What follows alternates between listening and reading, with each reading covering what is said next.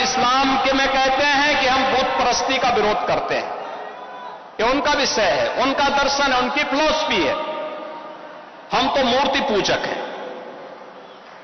हम मूर्ति पूजक हैं, भगवान की उपासना करते हैं। साकार ब्रह्म का भी और निराकार ब्रह्म की भी उपासना सनातन धर्म की इसकी इजाजत देता हमें। और इस्लाम का अनुयायी कहता है कि हम बुत परस्ती का विरोध करते हैं, उससे वे नफरत करते हैं। और दूसरी तरफ आई लव मोहम्मद कह करके अव्यवस्था और आगजनी तोड़फोड़ का सहारा ले रहे हैं। उन्हें मालूम है ये शारदीय नवरात्रि है, विजयादशमी का पर्व है, और शारदीय नवरात्रि को अगर अव्यवस्था पैदा करोगे, चंड मुंड बनकर के कार्य करोगे, तो मां भगवती कभी बर्दाश्त नहीं करने वाली है। मां भगवती तो ऐसे चंड और मुंडों को रोकने का ही कार्य करती है। इसीलिए सभी सनातन धर्मावलंबी मां भगवती दुर्गा की पूजा इसीलिए करती है जिससे शक्ति अर्जित कर सके। आपका उपासना आपका विषय, अंतःकरण का विषय होना चाहिए, चौराहे पर प्रदर्शन करने का विषय नहीं होना चाहिए। और इसीलिए हम लोगों ने कहा कि धर्मस्थलों पर माइक बंद होने चाहिए, अपने परमिशंस में आप जाइए, दूसरों का जीना हराम बंद करिए। और ये प्रतिबंध उत्तर प्रदेश में यथावत रहेगा, यथावत रहेगा। बहनों और भाइयों, अराजकता स्वीकार्य नहीं, कतई स्वीकार्य नहीं। हम सम्मान सबको देंगे, सुरक्षा सबको देंगे, लेकिन अगर किसी ने सुरक्षा के साथ खिलवाड़ करने का दुस्साहस किया, निर्दोष नागरिकों पर हमला किया, बेटी की सुरक्षा और व्यापारी के प्रतिष्ठानों में आगजनी करने का दुस्साहस किया, तो उसको ही नहीं, उसकी कई पीढ़ियों के सामने ऐसी कार्रवाई करेंगे कि उनके लिए एक नजीर बन जाएगा। समय गया दूर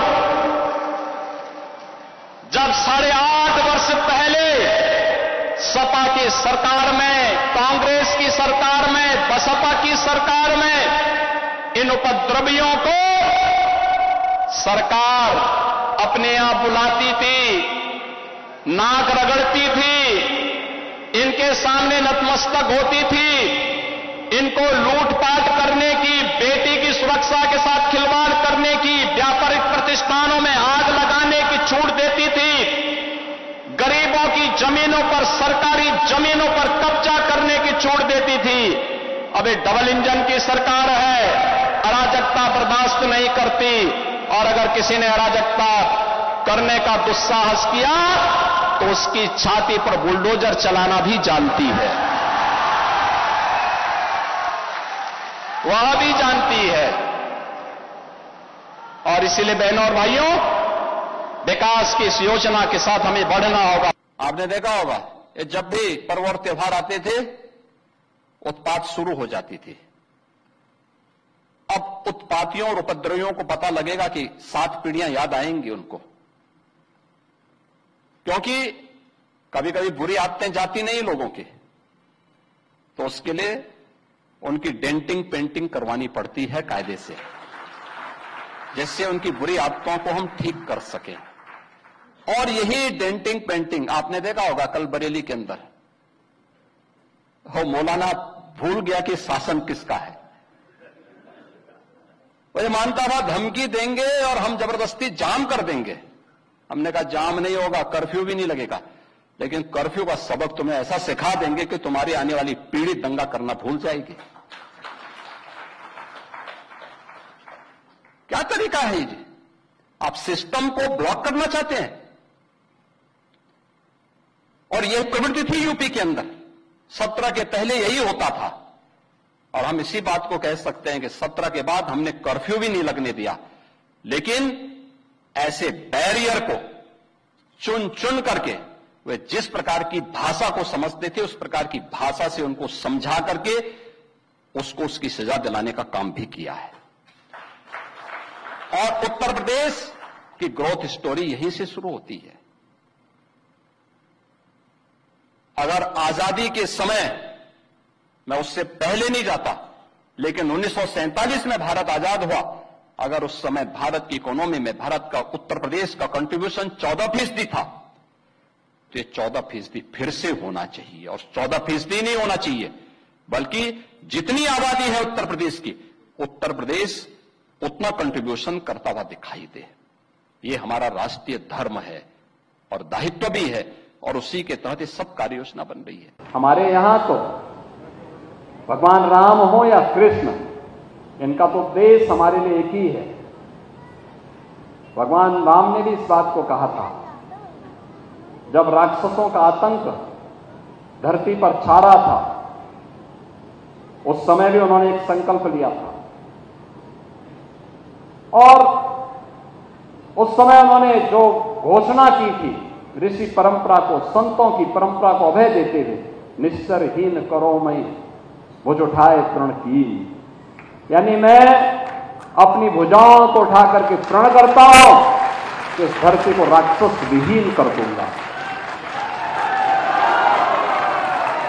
भगवान कृष्ण ने भी एक बात कही थी, उन्होंने कहा था, परित्राणाय साधूनाम विनाशाय च दुष्कृताम। उन्होंने कहा था, हर धर्मात्मा व्यक्ति को, हर सज्जन पुरुष को, हर व्यक्ति को सज्जन शक्ति का संरक्षण करना होगा और दुर्जन शक्ति को समाप्त करना होगा, तब सृष्टि की व्यवस्था बढ़ेगी, आगे चलेगी।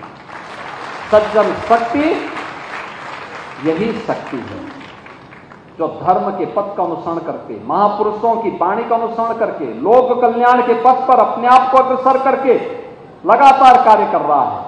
और दुर्जन शक्ति वह जो दोषों को चैन से नहीं बैठने देती, सबका हड़पना चाहती है, लोगों पर अत्याचार करना चाहती है, शोषण करना चाहती है। लेकिन अब ये नया भारत है, और नया भारत का नया उत्तर प्रदेश अत्याचार, अनाचार, दुराचार, शोषण और किसी भी प्रकार के उपद्रव को बर्दाश्त नहीं करता है। उत्तर प्रदेश अब उपद्रव की भूमि नहीं, उत्सव की भूमि बन गई है। उत्सव, हर मंदिर में हर बेटी को, हर व्यापारी को, हर नागरिक को सुरक्षा की गारंटी सरकार दे रही है, और इस सरकार का नैतिक दायित्व भी बनता है। हर व्यक्ति की सुरक्षा और उसके सम्मान का कार्य सरकार का दायित्व है, सरकार उस कार्य को निर्वहन कर रही है। हम प्रत्येक नागरिक का सम्मान करेंगे, उसका विकास करेंगे, विरासत को आगे बढ़ाएंगे, लेकिन अगर सुरक्षा में कोई सेंध लगाएगा तो सख्ती से सरकार उससे निपटने का काम भी करेंगे, क्योंकि ये हमारा धर्म कहता है। हमारा धर्म तो हमें यही प्रेरणा देता है कि परित्राणाय साधूनाम विनाशाय च दुष्कृताम। और उसी परंपरा के साथ आज मुझे श्रावस्ती दौरे के दौरान भगवान शंभोनाथ की पावन तपोस्थली पर, उनकी पावन जन्म की भूमि पर और उनके स्वयं के राज्य की भूमि पर इस पावन मंदिर में नमन करने का अवसर प्राप्त हो रहा है।